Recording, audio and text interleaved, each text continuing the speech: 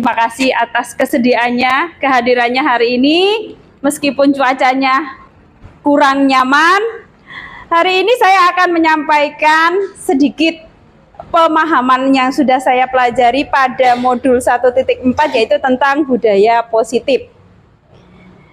Nah, sebelumnya kita punya tepuk untuk TPK. Bukan tepuk sih, ini yang lagi viral sekarang di TikTok gitu. Kalau TikTok kan biasanya gimana?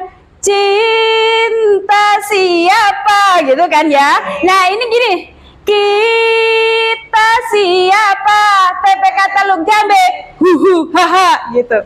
Bisa? Ya, ayo. Kalau mulai dari yang pertama. Kita siapa? TPK Teluk Jambe. Haha. Kita bisa apa? Bekerja dan berkarya.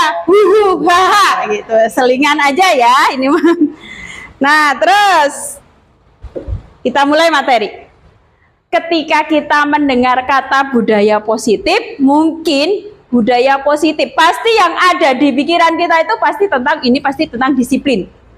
Ya enggak? Nah, padahal budaya positif itu adalah tempat belajar yang membuat siswa merasa nyaman, aman, dan menyenangkan. Di mana itu terjadi tidak hanya disiplin aja, tapi ada kolaborasi, rasa saling menghargai, dan terciptanya emosional di antara semua warga sekolah. Jadi luas, tidak hanya tentang disiplin saja. Nah, mengapa budaya positif itu penting? Karena budaya positif ini akan menumbuhkan karakter anak dan juga akan menumbuhkan motivasi intrinsik. Nah, ini agenda kita hari ini. Kita akan mempelajari tentang perubahan paradigma belajar, disiplin positif, nilai-nilai kebajikan, kebutuhan dasar manusia, motivasi perilaku manusia, posisi kontrol guru, keyakinan kelas, dan segitiga restitusi. Di antara ini ada yang sudah pernah didengar belum? Ada nggak yang pernah didengar tentang istilah-istilah ini? Ada? Ada keyakinan kelas, ada yang sudah membuat keyakinan kelas? Sudah, ya. Nah, mungkin bagi yang belum, itu jadi sesuatu yang baru. Bagi yang sudah, kita refresh lagi ya. Kita mulai materi yang pertama tentang perubahan paradigma belajar. Apa saja perubahan yang terjadi? Kalau kita bicara tentang disiplin, pasti pikirannya disiplin adalah cara guru untuk mengontrol murid. Cara guru untuk mengatur murid agar nurut. Ya enggak, agar patuh. Yang namanya disiplin itu harus taat aturan katanya. Padahal itu semua kurang tepat. Ada pandangan baru, teori kontrol yang dikemukakan. Emang benar sih kalau disiplin itu adalah cara kontrol. Tapi kontrol yang bagaimana? Karena ada pergeseran, perubahan antara disiplin pandangan yang menggunakan stimulus respon dengan menggunakan teori kontrol. Mungkin agak asing. Nih, jadi banyak di antara kita memandang, ini beberapa miskonsepsi, bahwa guru itu bisa mengontrol murid. Katanya guru itu bisa ngatur murid. Bener nggak? Bener nggak guru bisa ngatur murid? Tidak. Hah? Ayo, bener nggak guru itu bisa ngatur murid? Boleh ngatur murid sesakunya? Tidak bisa. Tidak bisa. Kenapa tidak bisa? Yang bisa mengontrol seorang itu dirinya sendiri. Jadi kita nggak boleh, tidak bisa memaksakan murid harus patuh sama guru. Karena sebenarnya yang bisa mengontrol adalah diri murid sendiri. Itu pandangan yang pertama, ilusi. Ya. Yang kedua, bahwa kritik dan membuat merasa bersalah itu akan mampu menguatkan karakter. Kalau kita bilang, tolonglah kamu jangan ini, membuat murid merasa bersalah, itu dengan murid merasa bersalah itu dia akan jadi patuh sama gurunya. Banyak kan guru yang begitu? Biar jerah. Ya, padahal itu juga tidak tepat. Kemudian ada ilusi yang ketiga bahwa penguatan, nih, ilusi bahwa semua penguatan positif itu akan bermanfaat. Contoh penguatan positif disanjung-sanjung, dikasih penghargaan. Seperti itu, menurut pandangan kita dengan dikasih penghargaan pasti anak jadi senang ini. Tapi ternyata penghargaan itu kalau terus-terusan justru tidak lagi berharga. Contohnya nih, ayo siapa yang bisa jawab? Kasih permen. Lama-lama cuman permen, nggak ada motivasi lagi, ya nggak? Nah, terus ada lagi ilusi yang ketiga bahwa orang dewasa itu berhak memaksa yang lebih muda. Itu juga tidak benar. Ini beberapa miskonsepsi tentang teori kontrol. Ini tadi yang saya jelaskan. Nah, dulu pandangan yang digunakan adalah tentang stimulus respon. Kalau sekarang ini teori kontrol ini bahwa realitas kebutuhannya berbeda, setiap anak kebutuhannya berbeda, sehingga stimulusnya juga harus berbeda. Yang kedua, setiap anak memiliki gambaran yang berbeda, jadi tidak boleh disamaratakan. Ini teori-teori saja. Kemudian kita harus memahami pandangan orang lain tentang dunia. Jangan kamu harus seperti saya, tapi berusaha memahami dia itu pikirannya bagaimana, dia itu inginnya bagaimana. Murid juga gitu. Kita nggak boleh sebagai guru memaksakan kamu harus nurut sama bu guru, karena murid punya gambarannya sendiri. Kemudian semua perilaku yang dilakukan murid itu pasti ada tujuannya. Misalnya anak ramai, anak ribut, anak ganggu teman itu pasti punya tujuan. Pernah nggak bertanya ketika anak ribut di kelas, diam, paling pas gitu kan? Tapi pernah nggak kita menanyakan, ini kenapa sih? Mungkin bisa jadi karena dia ada kebutuhan-kebutuhan yang ingin dipenuhi. Nanti itu untuk masalah kebutuhan itu nanti kita identifikasi nanti. Kemudian hanya Anda yang bisa mengontrol diri Anda. Gak hanya kita sebagai orang dewasa, anak pun juga. Hanya anak tersebut yang bisa mengontrol perilakunya. Guru, kalau tadinya kita berpandangan, kita sebagai guru bisa ngatur murid. Ya enggak? Tapi itu salah. Karena sebenarnya murid itu sendirilah yang bisa mengontrol dirinya sendiri.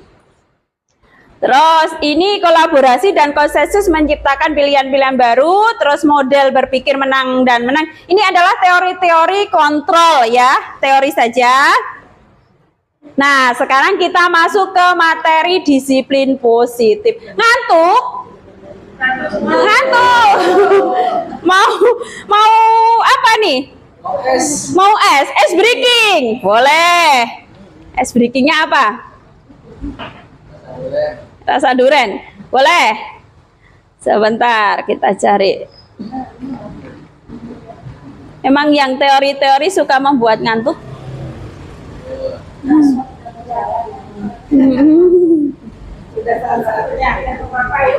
Sudah tak? Sebentar, saya carikan. Bisa berdiri. Yo, berdiri biar sedikit itu. Goyang. Ya, dijamin. Dijamin langsung.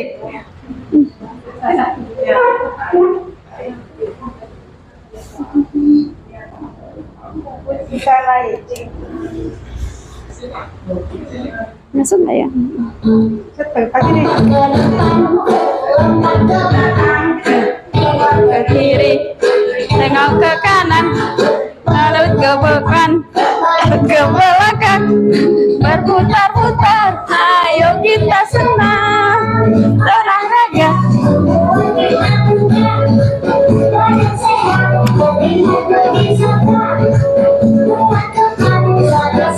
Jadi superstar. Pinggang. Ayo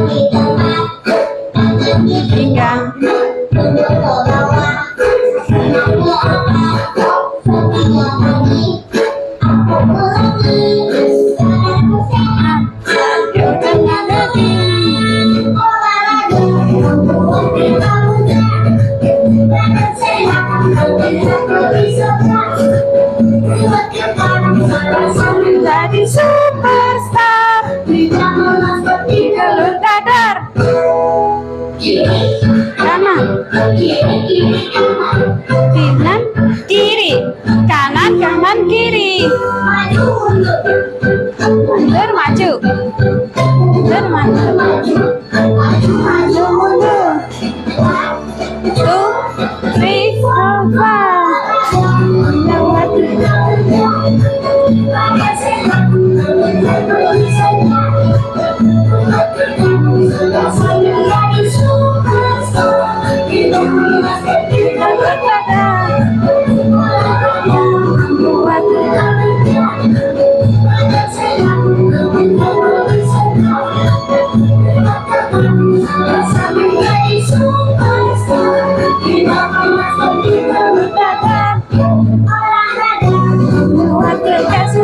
Nah, cukup ya. Yeay. Nah, mudah-mudahan nggak ngantuk lagi.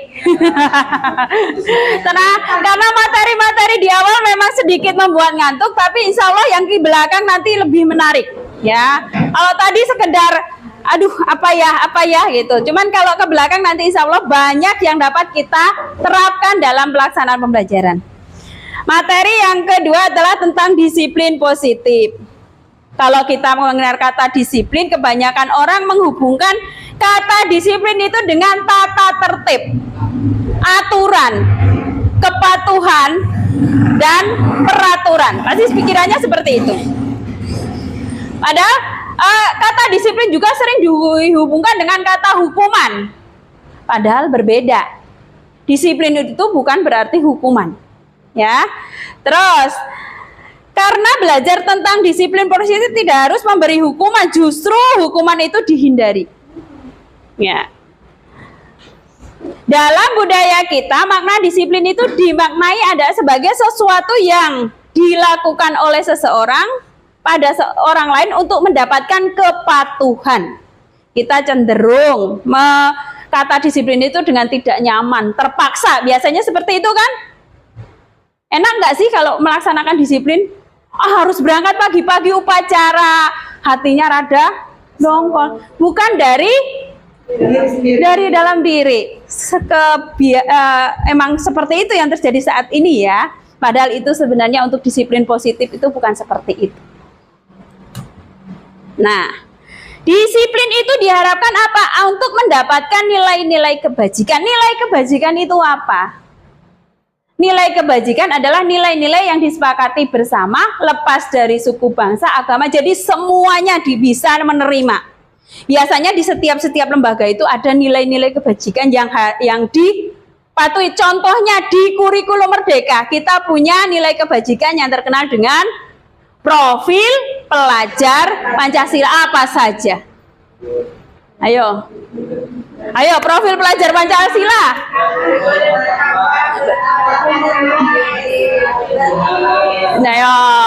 Nah, terus, pelajar Pancasila beriman dan bertakwa pada Tuhan Yang Esa dan berakhlak mulia, berkebinekaan global, gotong royong mandiri, kreatif dan bernalar kritis. Sudah hafal, sudah tahu, nggak perlu dibahas lagi ini mah ya.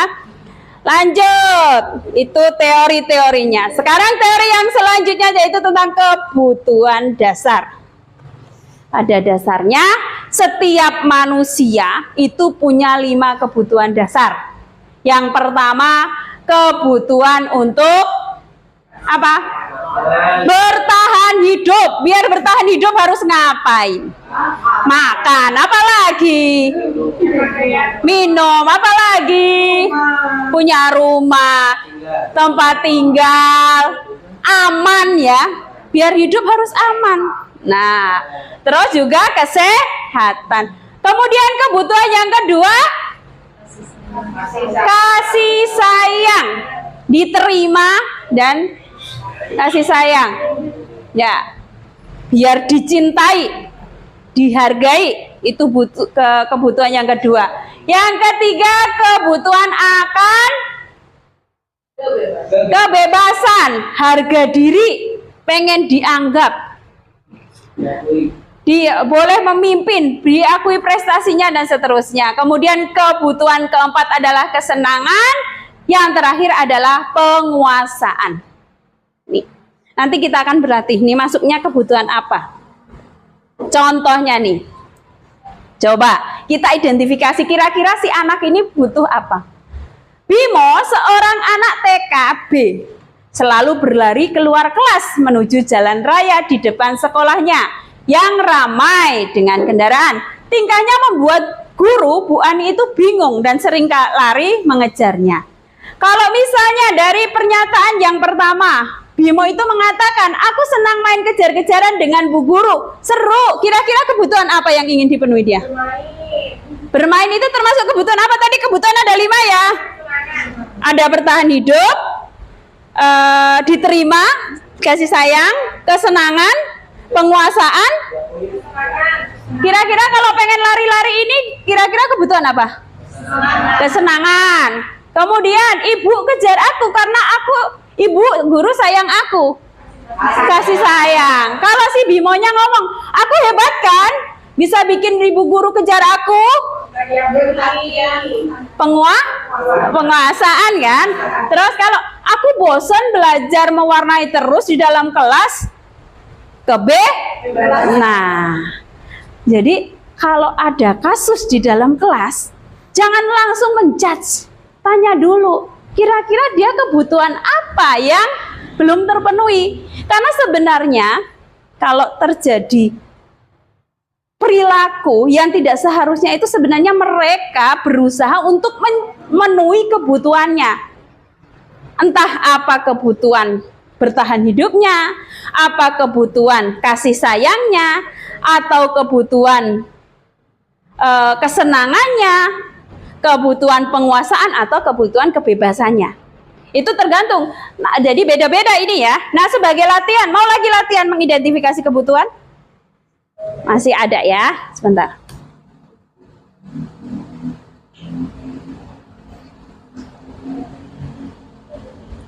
Lama ini.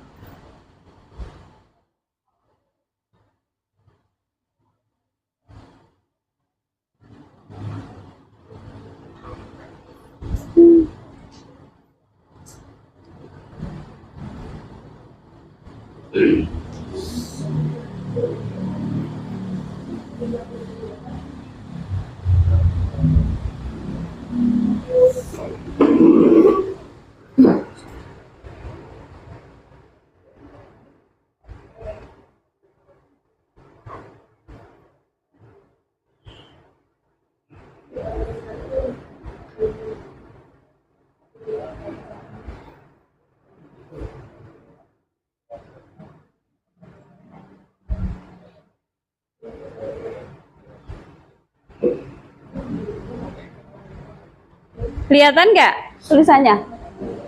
Nggak kecil ya? Aduh. Oh. Coba.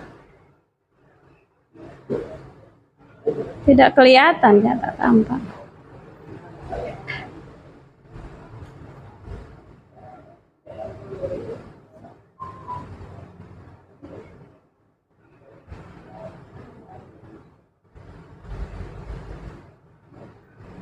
Nih, tadi yang kasus pertama saya besarkan, coba. Mudah-mudahan terbaca.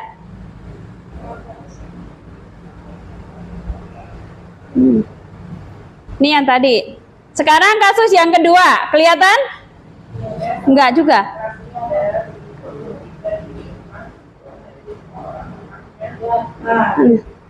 Ya, kelihatan kah? Ya.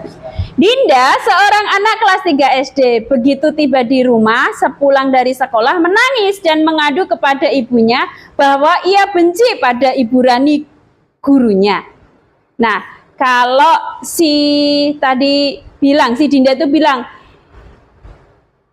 Ibu guru bilang, aku tidak boleh bersenandung sewaktu mengerjakan tugas. Katanya kelas harus tenang, tidak ada suara. Kan nggak seru jadinya. Kira-kira kebutuhan apa ini yang kebebasan? Kebebasan, kesenangan? Kira-kira apa? Kebebasan apa kesenangan? Kebebasan. Coba kita kebebasan. Nggak apa-apa, salah juga. Ternyata salah. Kira-kira kebutuhan apakah? Nah, yang kedua tadi ya. Ibu guru tidak menyapaku hari ini, padahal aku pakai jepit rambut baru. Ayo, kebutuhan apa? Cinta, kasih sayang. Betul. Terus. Aku sebel, gambarku tidak rapi, malah ibu guru nunjukin ke teman-temanku di depan kelas. Kebutuhan apa? Penguasaannya. Penguasaan, coba. Hore. Lanjut. Aku bosen, masa belajarnya cuman gitu-gitu aja, dengerin ibu guru aja. Kebebasan, yuk kita coba. Hore. Ternyata salah satu ya yang untuk yang kasus ini. Ada lagi nih si siapa? Dimas. Tahun ini kelihatan nggak? Yuk. Tahun ini Dimas genap berusia 17 tahun. Ia senang sekali ketika ayahnya mulai mengajarkan cara menyetir mobil. Setiap akhir pekan ia berlatih menyetir. Ia terlihat senang sekali berlatih sampai akhirnya ia bisa menyetir mobil dengan baik dan lancar. Ketika ibunya bertanya pada Dimas apa yang membuat dia ingin bisa menyetir mobil. Nah, jawaban Dimas kalau jawabannya gini, menyetir mobil itu seru. Kira-kira dia butuh apa itu? Kesenangan. Coba kita lihat. Ore. Terus biar bisa jalan-jalan naik mobil sama teman-temanku. Nah, salah. Cinta, kasih sayang. Aku merasa bangga dan keren. Penguasaan. Ini. Aku senang bisa pergi ke tempat-tempat yang aku suka. Aku senangan apa? Kesenangan.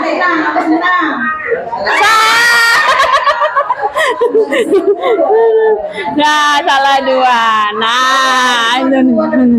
Nah, itu adalah contoh-contoh mengidentifikasi kebutuhan anak. Jadi kebutuhan tadi ada berapa?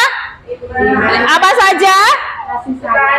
Bertahan hidup, kasih sayang, kesenangan, kebebasan, penguasaan. Setiap orang mempunyai kebutuhan itu. Ketika kebutuhan itu tidak terpenuhi, maka orang itu akan melakukan segala cara untuk memenuhinya. Kadang-kadang cara yang dilakukan dengan perilaku yang negatif. Jadi kalau di kelas ada siswa kita yang mungkin perilakunya negatif, itu kemungkinan besar adalah kebutuhannya yang belum terpenuhi. Ya. Nah, sekarang motivasi perilaku. Motivasi perilaku manusia itu pada dasarnya dibagi jadi 3. Yang pertama, untuk menghindari ketidaknyamanan atau hukuman. Contohnya, berangkat pagi-pagi ikut upacara. Motivasinya biar apa? Biar nggak dihukum sama guru misalnya. Biar nggak diomong sama kepala sekolah. Biar difoto masuk ke grup WA. Nah, itu contoh ya. Jadi dia terpaksa melakukan itu, motivasinya biar nggak dapat hukuman, ya. biar tidak mengalami ketidaknyamanan. Yang kedua, kemungkinan juga untuk mendapatkan imbalan atau penghargaan. Wih, giat upacara, hebat, seperti itu. Ya enggak? Ada seperti itu. Terus ada lagi. Nah, tiap kali itu selfie, hei saya ada di sini, kata gitu, gitu. Oh. Biar dapat penghargaan atau imbalan. Terus motivasi yang ketiga mungkin juga untuk menjadi orang yang diinginkan dan dihargai menghargai diri sendiri dengan nilai-nilai yang mereka percaya. Misalnya biar dianggap orang yang rajin, biar dianggap pintar dan seterusnya. Itu motivasinya. Jadi kemungkinan orang melakukan motivasi itu ada 3. Yang pertama tadi menghindari ketidaknyamanan atau hukuman. Yang kedua untuk mendapatkan imbalan. Bisa juga karena pengen dianggap orang lain. Kita punya harga nilai diri, ya. Tuh dasar-dasarnya. Nah, posisi kontrol guru. Kita di dalam kelas itu kadang tidak sadar menempatkan diri pada posisi ini. Ada penghukum, pembuat rasa bersalah, bisa juga sebagai teman, bisa sebagai manajer, pemantau. Nah ini coba sekarang kita perhatikan 5 posisi kontrol. Mudah-mudahan aman jaringannya.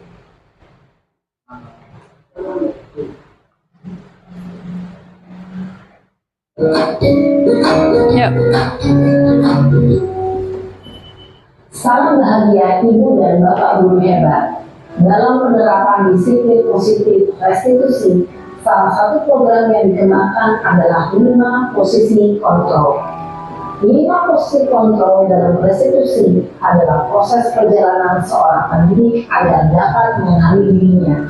Pada video kali ini, kita akan membahas tentang 5 posisi kontrol yang dikembangkan oleh gaya dosen dan contoh penerapannya.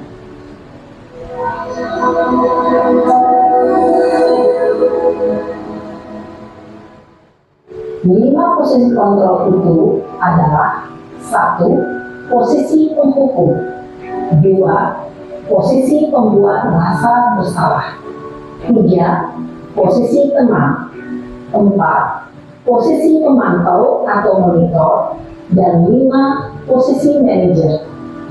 Untuk lebih memahami kelima posisi tersebut, mari kita saksikan kasus Naren yang terlambat hadir 20 menit di sekolah dan melihat bagaimana kelima posisi kontrol dalam menghadapi masalah tersebut.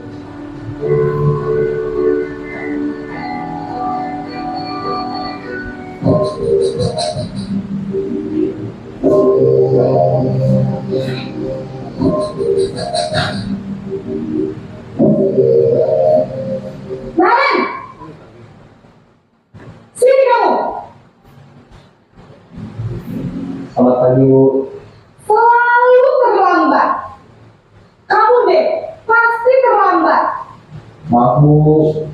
Saya Apa? Apa coba? Alasan kamu apa lagi? Kapan sih kamu tidak terlambat? Malas sekali ya kamu jadi anak. saya Dasar pemalas. Gak kapok-kapok sih kamu. Sudah berapa kali terlambat? Sana, kamu keliling lapangan basket 2 kali. kenapa saya harus ke lapangan basket, Bu? Kenapa? Kamu seorang ibu. Berani-beraninya jawab. Sudah terlambat, masih berani jawab pula. Sekarang, keliling lapangan basket 5 kali sekalian. Biar kapok. Cepat. Pergi sana ke lapangan basket. Posisi penghukum biasanya berbicara dengan nada tinggi, menghardik, menunjuk-nunjuk, menyakiti, dan menyindir. Hukuman bisa berupa fisik maupun psikis. Ibu dan Bapak Guru hebat, dampak yang terjadi pada murid ketika guru berada pada posisi penghukum adalah murid cenderung akan memberontak, bahkan menyimpan dendam.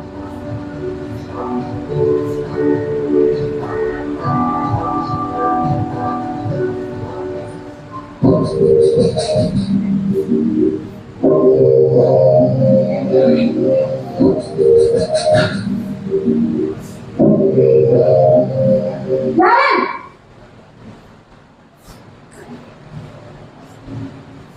Selamat pagi, Bu. Naren! Kamu kenapa terlambat lagi, nak? Ya Tuhan, Naren. Kamu senang ya bikin ibu susah ya? Kalau kamu terlambat lagi, nanti ibu yang ditegur bapak kepala sekolah, nak. Disangka ibu tidak bisa membina kamu. Duh, gimana ini? Maaf, Bu. Duh, Gusti Naren. Kamu suka ya kalau ibu tegur bapak kepala sekolah? Terus, sekarang ibu harus tulis apa yang di buku absen? Ini kamu sudah sering terlambat loh. Ibu harus apa coba? Maaf, Bu. Maaf sekali. Ya sudah, lain kali jangan bikin ibu susah lagi ya, nak ya. Ibu tidak akan kuat lagi kalau kamu begini terus. Bisa jantungan kalau ibu tegur bapak kepala sekolah. Sana cepat kelas. Maaf ya, Bu. Maaf sekali. Posisi membuat rasa bersalah berbicara dengan nada tenang, cenderung lembut. Namun kata-kata yang diutarakan membuat murid merasa menjadi orang yang gagal, memandang buruk dirinya sendiri, merasa tidak berharga, dan tidak sanggup membahagiakan orang lain. Ketika guru mengambil posisi pembuat rasa bersalah, murid akan menganggap dirinya yang bersalah dan ia akan menyimpan emosi negatif tersebut di dalam dirinya.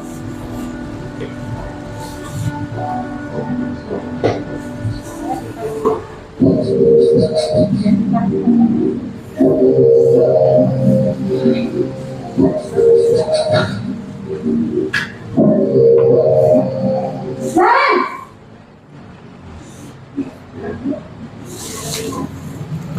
Selamat pagi, Bu.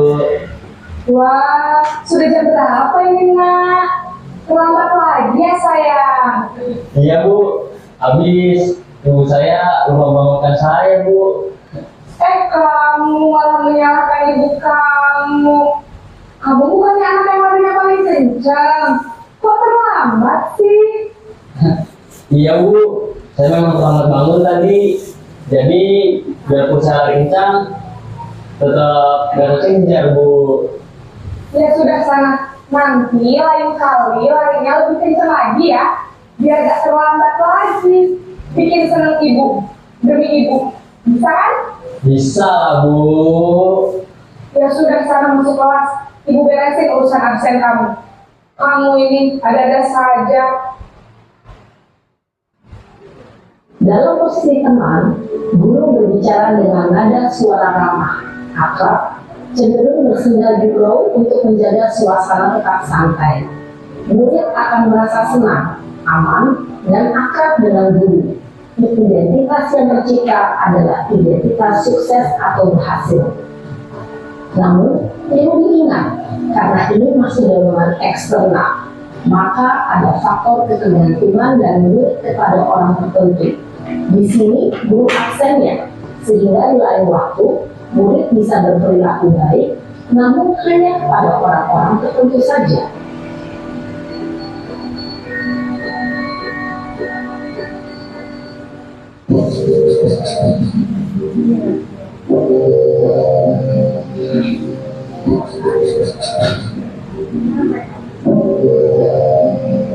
Naren!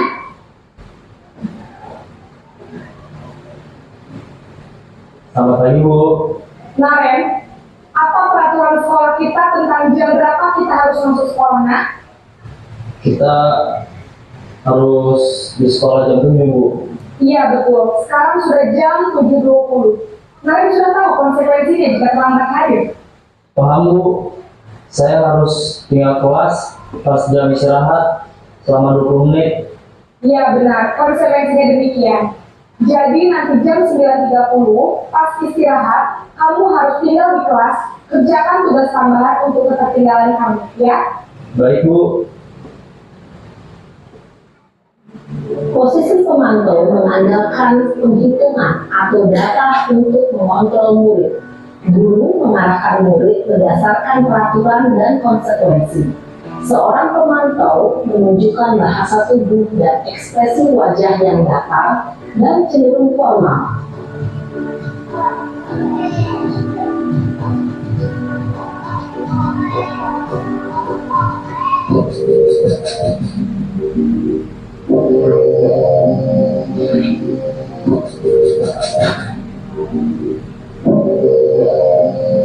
Naren!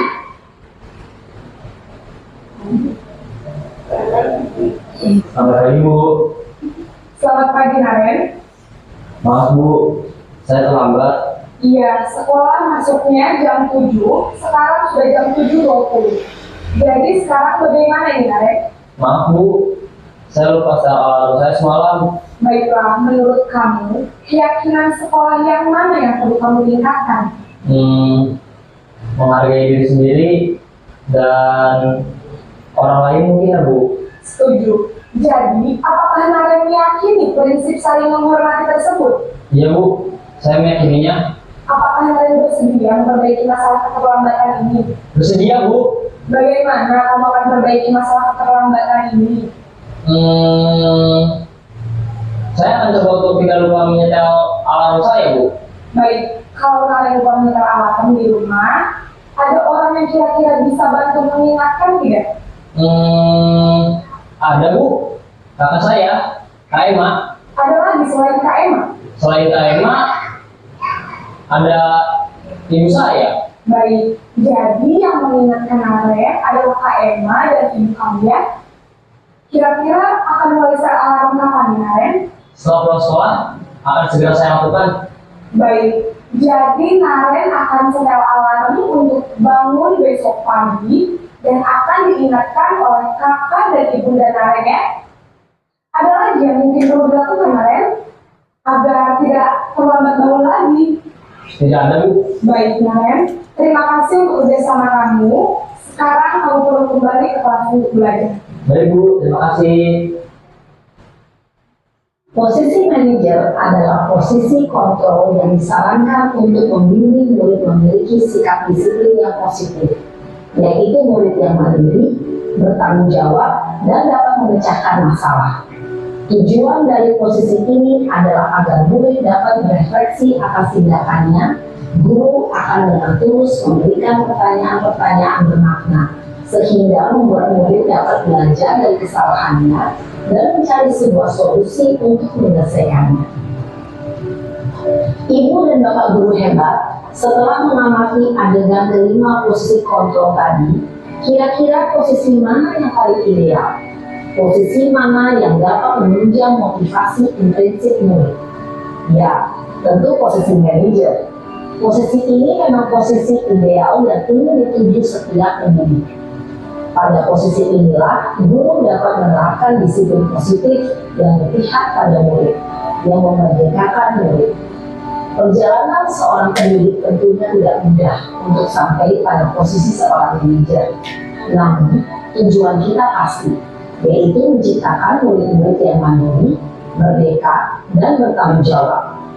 Semoga penggambaran 5 posisi kontrol yang telah diperlihatkan ini dapat menjadi ajang refleksi bagi kita semua, agar dapat terus mengasah dan menerapkan disiplin positif yang memerdekakan murid. Mari terus berlatih dan bersemangat. Selamat menerapkan.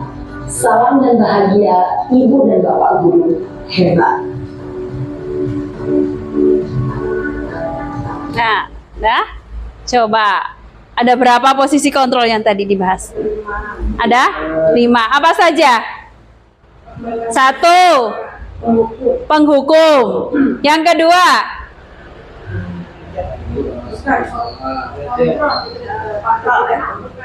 ayo, pemberi rasa bersalah. Yang ketiga, sebagai teman. Yang keempat, Pemantau. Terus yang kelima sebagai manajer. Ketika menempatkan diri sebagai penghukum, apa yang dilakukan tadi? Langsung marah-marah, menghardik. Kayak saya katanya langsung marah, langsung menghukum. Anak diberi kesempatan untuk berargumen? Enggak. Biasanya di sekolah kita di antara kelima posisi kontrol itu yang sering kita terapkan yang mana? Penghukum. Jujur. Sebagai teman. Kita sudah tahu dari kelima posisi kontrol tadi, ternyata yang paling ideal sebaiknya kita bisa menempatkan diri sebagai manajer. Bisa tidak? Insya Allah. Tapi ya gitu. Harus bertahap. Nah gitu. Ini karena kita sekarang sudah tahu nih ada 5 posisi kontrol. Sebaiknya mulai dari sekarang niatkan. Yuk, mulai yuk. Jangan tahu-tahu suruh keliling lapangan 5 kali. Tapi ada yang bilang saya takut ini gara-gara ikan kalau lembek sama anak. Ya ada nanti hukum. Tapi kenyataannya di kelas saya tidak, Bu. Saya sudah coba untuk ya kelas saya lumayan ya, kelas yang pinter sekali katanya ya. Itu ketika ada anak usil ada itu saya mulai pendekatan, tapi kadang-kadang kita tidak bisa sendiri. Ketika di kelas kita sudah diterapkan tapi kelas lain tidak, itu merupakan perjuangan yang sangat berat karena anak pasti langsung membandingkan, kok di kelas sebelah enggak gitu. Di kelas 5 Iya. Di kelas 5 ya orangnya udah teratur gitu kan. Udah bisa diarahkan. Tapi di sisi lain ada beberapa yang ini dari dulunya merasa kurang setuju dengan apa yang saya lakukan. Amjar. Ya, jadi saya selama di kelas itu ya saya selalu dengan pijakan yang sama, mau orang lain berkata apa ya saya tetap melakukan. Kayaknya harus kuat dulu. Kalau untuk guru yang lain ya kita ngasih cicip-cicipan tentang baik itu aja biar mereka tertarik. Iya. Ya emang sih makanya kita juga ada tugas untuk menyebarkan diseminasi itu tujuannya kan gitu. Ilmu yang kita terapkan itu bisa diterapkan juga oleh orang lain gitu. Ya mungkin ini kan belum ada yang menerapkan. Cobalah nanti pelan-pelan kita memposisikan diri sebagai manajer. Walaupun tidak bisa sekaligus instan sih, cuman dengan berlatih pelan-pelan seperti itu pasti akan bisa. Ya. Untuk 5 posisi kontrol, mungkin ada yang didiskusikan lagi? Cukup? Cukup? Kalau cukup, kita ke materi yang selanjutnya, keyakinan kelas. Sudah membuat? Sudah? Ayo, kira-kira langkahnya apa saja nih dalam membuat keyakinan kelas yang sudah dilakukan oleh Bu Fitri? Kalau saya ini ya ke anak-anak, jadi misalkan untuk kesepakatan kelas yang harus disepakati anak-anak, jadi dibuatnya dari ide anak-anak juga. Iya. Misalkan satu orang tulis di kertas apa tuh yang kecil-kecil. Ya, Nah terus sticky note. ya, terus ditempel di kelas. Nah terus kita kelompokkan ini, kira-kira dari jawaban anak itu mana yang sama, ini ditempel, terus setelah itu ya disepakati bareng-bareng. Oh gitu. Kiranya yang untuk apa untuk pas untuk kesepakatan kelas. Terus untuk ini juga kebaikan anak-anak, kebaikan kita juga kelas Itu sudah dipraktekkan oleh Bu Fitri seperti itu. Mungkin guru teman yang lain sudah melaksanakan. Oh ya Bu Ika. Jadi untuk kesepakatan kelas yang pertama saya menggunakan kata strategi. Menurut kalian kalau di kelas itu harus yang tidak boleh dilakukan apa, yang boleh dilakukan apa. Jadi masih berupa kata-kata negatif. Ada campuran yang negatif positifnya. Tidak boleh rame, tidak boleh disebutkan.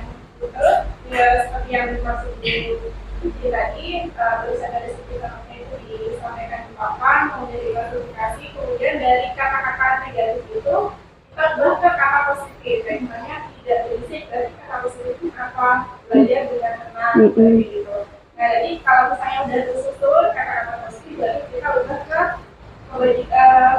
Merumus. ya, misalnya apa, baru misalkan bersama. Jadi dengan keyakinan kelas itu dengan kalimat yang mudah dipahami dan berasal dari Murid. itu akan mudah diingat sudah dilakukan. Oh, gitu. Terima kasih. Betul ya, yang sudah tadi dilaksanakan oleh Bu Fitri dan Bu Ika. Jadi langkah-langkah membuat keyakinan kelas. Mungkin bagi yang belum pernah melaksanakan, kita sedikit mencoba ya. Langkah-langkah yang seharusnya dibuat. Jadi jangan peraturan. Kalau dulu peraturan biasanya asalnya dari siapa? Dari guru kan. Selama ini kan peraturan itu asalnya dari guru yang menetapkan tidak boleh ini, tidak boleh tiba ini. Kalau keyakinan kelas ini asalnya dari murid. Langkah yang pertama adalah membuat forum diskusi, walaupun tidak harus formal, di kelas aja lah. Kadang-kadang kalau misalnya tidak ada waktu yang spesial, bisa pas pelajaran misalnya Pancasila. Nah, pertama apa? Buat forum diskusi. Ayo, kira-kira apa yang ingin kalian cantumkan dalam peraturan kelas kita? Semua anak berpendapat. Misalnya, ini, kalau di saya Rizky, tidak boleh makan di kelas, Bu. Tidak boleh makan, tidak boleh mengganggu teman. Harus begini, harus begini. Semuanya kita catat, kita tampung. Tampung. Kalau saya ditulis di papan tulis. Papan tulis apa yang menjadi pendapat anak, saya tulis semuanya. Setelah itu, setelah kita tulis semuanya, kata-kata yang ada negatifnya diubah jadi positif. Misalnya, tidak boleh terlambat, berarti diubah jadi positif. Datang tepat waktu. Tuh, ya. Tadi yang pertama, curah gagasan dulu tentang aturan yang ingin dicantumkan, kemudian ditulis semuanya, diubah kalimat negatifnya. Setelah semuanya diubah jadi kalimat positif, kemudian kita rumuskan nilai kebajikan dari setiap kalimat. Misalnya, datang tepat waktu berarti nilai kebajikannya apa? Tertib misalnya, disiplin, tertib misalnya. Terus tidak menghormati orang lain, menghormati teman, nilai hormat misalnya seperti itu. Terus membuang sampah pada tempatnya, menjaga kebersihan seperti itu. Dari tadi peraturan-peraturan yang sudah kita rumuskan tadi dikelompokkan, mana yang termasuk nilai hormat, mana yang nilai tertibnya, mana nilai menjaga kebersihannya, digabung-gabungkan. Agar jadi rumus berarti ini. Seperti itu. Itu yang sudah saya lakukan. Mungkin hampir sama ya Bu Fitri dan mungkin. Nah, setelah itu nih, kemudian ditinjau ulang. Nah, setelah itu dirumuskan, berarti misalnya kelas kita mempunyai 3 nilai kebajikan yang akan diambil. Misalnya hormat, tertib, sama menjaga kebersihan. Tulis, hormat, tertib, menjaga kebersihan. Hormat itu berarti keyakinannya apa? Misalnya siswa kelas 5B akan menghormati orang lain. Terus apa dalam melaksanakan nilai hormat itu apa saja, dirumuskan kalimatnya.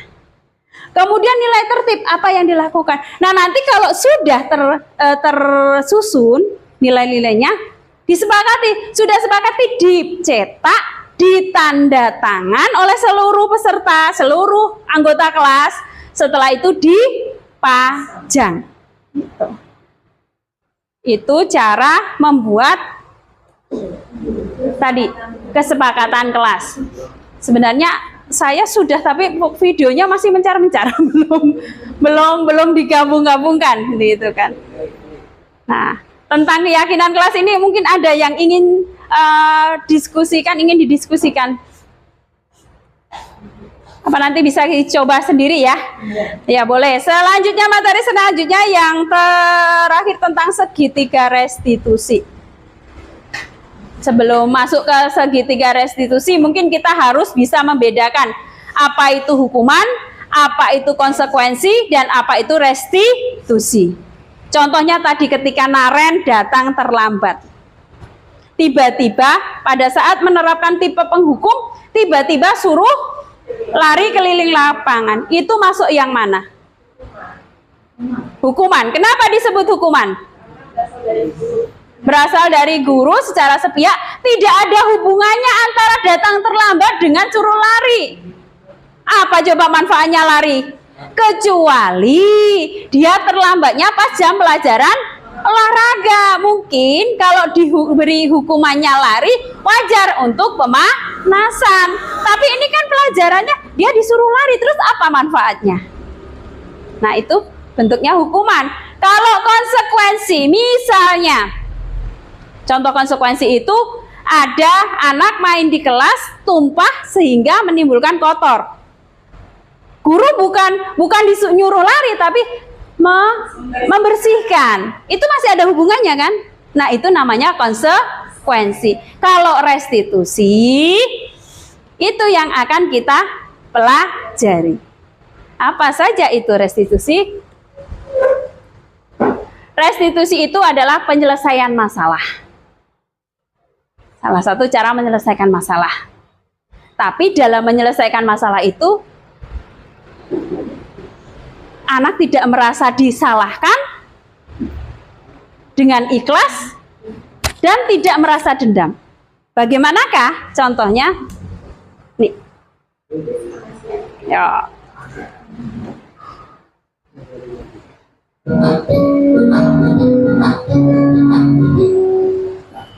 Salam dan bahagia Ibu dan Bapak guru hebat. Pada video kali ini kita akan membahas tentang salah satu program disiplin positif yang diterapkan di lingkungan sekolah yang dikenal dengan nama restitusi.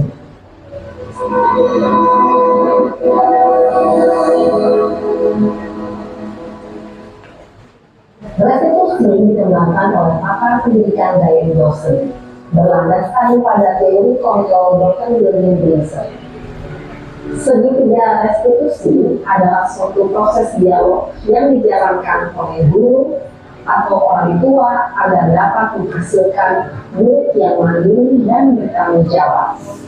Pada saat guru di posisi manajer, aspek yang dikembangkan pada murid adalah motivasi intensif, sehingga penanaman nilai-nilai kebajikan dapat tumbuh dan berkembang menjadi suatu kebiasaan positif yang akhirnya membentuk karakter murid. Proses dialog ini terdiri dari 3 langkah yang digambarkan pada ketiga sisi pada segitiga restitusi. Sisi pertama adalah menstabilkan identitas. Sisi yang kedua adalah validasi tindakan yang salah. Dan sisi yang ketiga adalah menanyakan keyakinan. Ibu dan Bapak guru, berikut ini akan ditunjukkan bagaimana seorang guru berada dalam posisi manajer menggunakan penerapan segitiga restitusi.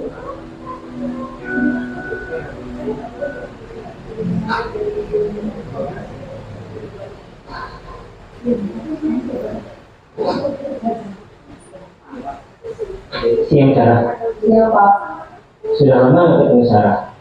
Kenapa hari ini ada di sini? kesel Pak, kesel banget. Masa aku dikatain tukang fitnah Pak? Ya aku marah lah.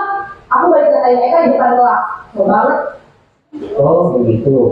Ya pasti kamu marah dan kesal. Bapak juga akan marah apabila ada yang menuduh Bapak seperti itu. Kemudian pada saat itu kamu mau melakukan apa? Ya saya langsung ngatain Eka lah Pak. Kesel banget. Saya bentak-bentak dia depan teman-teman lain. Oh begitu.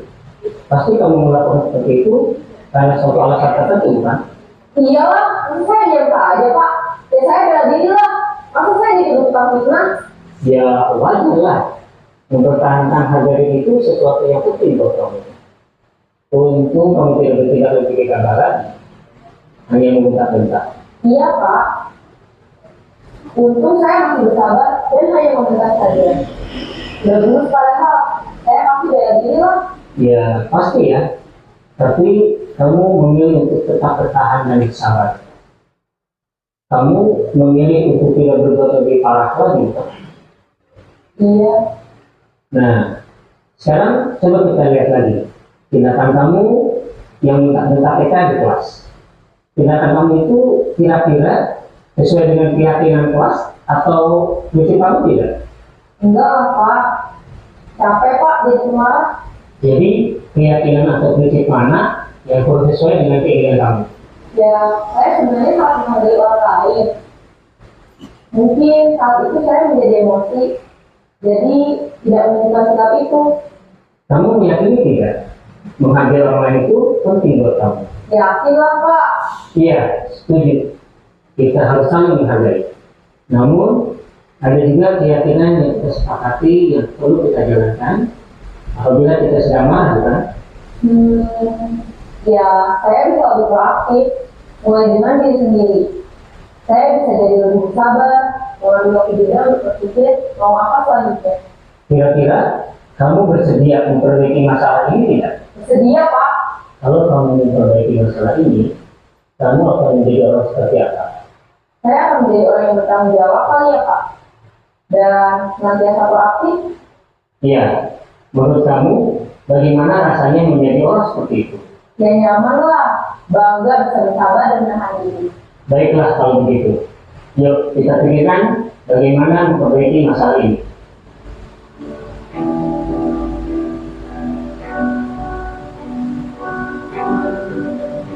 Ibu dan Bapak guru hebat. Baru saja kita menyaksikan contoh bagaimana seorang guru berada dalam posisi manajer menggunakan penerapan segitiga restitusi. Mari kita bahas satu persatu.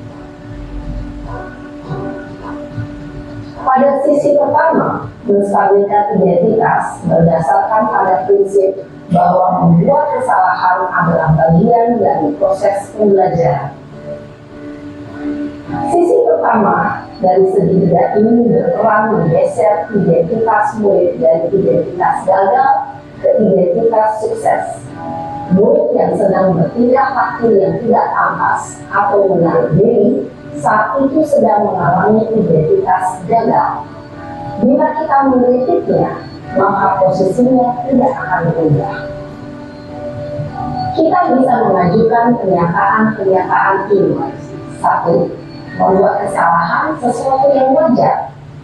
2. Manusia tidak ada yang sempurna. 3. Kita bisa memperbaiki masalah ini. 4. Saya tidak menanyakan kesalahannya. Saya lebih fokus bagaimana memperbaiki masalah ini. 5. Apakah saat ini kamu tengah menjadi orang yang baik untuk dirimu sendiri? Pada sisi kedua, validasi tindakan yang salah berlandaskan pada prinsip bahwa setiap perilaku berupaya memenuhi suatu kebutuhan tertentu. Guru yang telah memahami damage control akan bergeser dari pemikiran stimulus respon menjadi proaktif dan mencoba untuk mengenali tujuan dari perilaku murid, mengenali dan mengakui kebutuhan murid ini dapat memperbaiki hubungan dengan murid tersebut. Pernyataan atau pertanyaan bisa disampaikan dengan nada suara tidak menghakimi atau memojokkan, sehingga dapat mengembalikan murid pada posisi positif. 1. Kamu bisa saja bertindak lebih gegabah lagi dari ini. 2. Kamu bukan melakukannya tanpa suatu alasan tertentu. 3. Kamu melakukannya karena mempertahankan sesuatu yang penting bagimu. 4. Mungkin kamu bisa mempelajari suatu perilaku baru yang lebih efektif. Bersediakah kamu mempelajarinya? Selanjutnya, kita akan simak sisi terakhir, yaitu menanyakan keyakinan. Teori kontrol menyatakan bahwa pada dasarnya kita termotivasi secara intrinsik. Pada saat perilaku yang salah telah divalidasi dan identitas sukses telah stabil, maka murid telah siap mengaitkan keyakinan-keyakinannya dengan tindakannya yang salah, dan pemikirannya telah bergeser ingin menjadi orang yang jujur.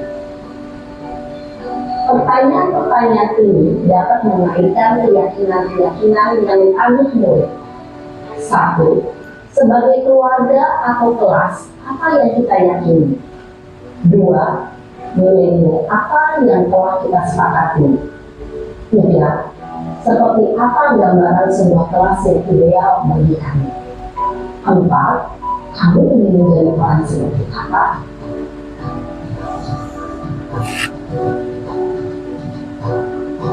Dalam menerapkan segitiga restitusi, perlu diperhatikan beberapa hal, yaitu: satu, perilaku yang salah perlu dikaitkan dengan nilai-nilai atau keyakinan-keyakinan yang telah disepakati atau dituju.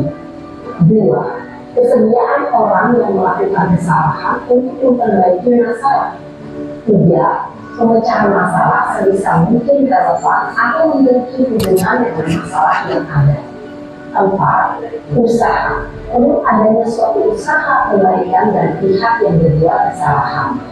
Lima, waktu. Perlu didedikasikan waktu dan pihak yang berbuat kesalahan. Tanyakan kapan akan mulai diberlakukan usaha untuk memperbaiki masalah. Dengan memahami struktur penerapan segitiga restitusi, diharapkan guru dapat menerapkan posisinya sebagai manajer dengan mengajukan pertanyaan-pertanyaan bermakna yang dapat membuat murid menjadi lebih percaya diri, bertanggung jawab, dan mandiri. Nah, Ibu Bapak Guru perlu tidak mengikuti ketiga tahapan dalam segitiga restitusi bergantung pada ringan beratnya suatu permasalahan. Misalnya, bila permasalahan tersebut ringan, maka tidak perlu dijalankan secara berurutan. Bahkan bisa semudah menanyakan apa keyakinan yang kita sepakati. Dengan menjalankan segitiga restitusi, dengan mengajukan pertanyaan-pertanyaan bermakna, diharapkan murid menjadi lebih kuat secara pribadi, dapat membuka wawasan hidup agar dapat menyelesaikan permasalahannya sendiri, semakin percaya diri, mandiri, dan merdeka. Salam dan bahagia, Ibu Bapak Guru hebat.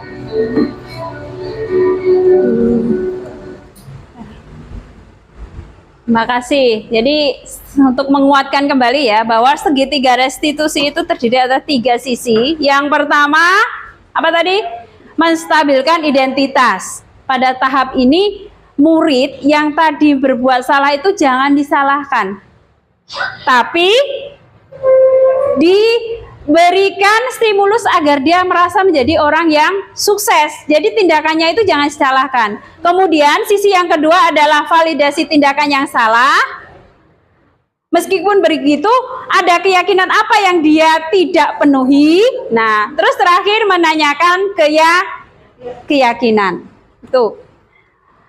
Untuk selanjutnya kesimpulan hari ini bahwa menciptakan suasana positif di lingkungan sekolah harus dapat menghadirkan suasana yang kondusif, aman, nyaman, dan menyenangkan agar peserta didik merasa betah untuk belajar berlama-lama di sekolah tanpa rasa tekanan, serta harus adanya tindakan yang berkelanjutan dalam menerapkan budaya disiplin di sekolah agar tercipta generasi yang bahagia dan siap dalam menghadapi dunia di masa yang akan datang.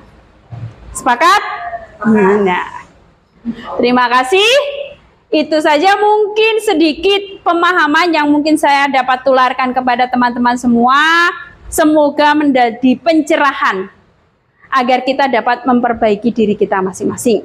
Terima kasih. Billahi taufiq wal hidayah. Wassalamualaikum warahmatullahi wabarakatuh. Waalaikumsalam warahmatullahi wabarakatuh. Aduh. Yang lain